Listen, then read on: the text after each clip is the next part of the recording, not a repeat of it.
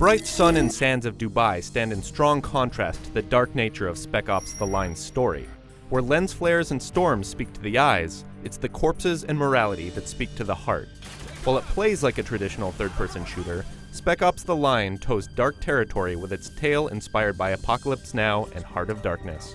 Colonel John Conrad led the original evacuation attempt of Dubai, but by all accounts he and his 33rd Brigade disappeared. A team of 3 Delta operators, led by Captain Walker, arrive in a sandstorm-ravaged Dubai to look for survivors. Delta runs into hostile refugees and must fight their way into what's left of the city. Corpses litter hallways, dead bodies disappear under the sand, and Walker begins unraveling the mystery of what happened to his hero, a man who once saved his life. Spec Ops: The Line is dark and revels in it.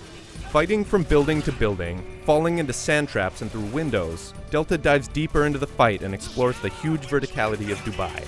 Zip lines connect rooftops, and errant storms shake up the roadways and layout of the city.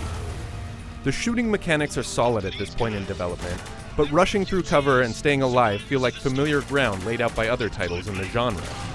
Violence flies fast and furious, from the executions performed on dazed enemies to the slow-motion headshots that punctuate the fight.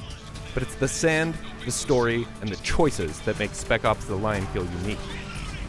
Where Infamous clearly outlines what's good and what's bad, and Mass Effect adds points to your Paragon or Renegade status, Spec Ops: The Line simply presents situations. At one juncture I had to choose to shoot a soldier who killed a suspect's entire family, or the criminal he apprehended. Regardless of who I executed, Spec Ops just moves on. It's that gray area that makes Spec Ops: The Line special. When the level was over and the choice made, it was only then that I discovered I didn't have to kill anyone at all, and could have tackled the situation in half a dozen other ways.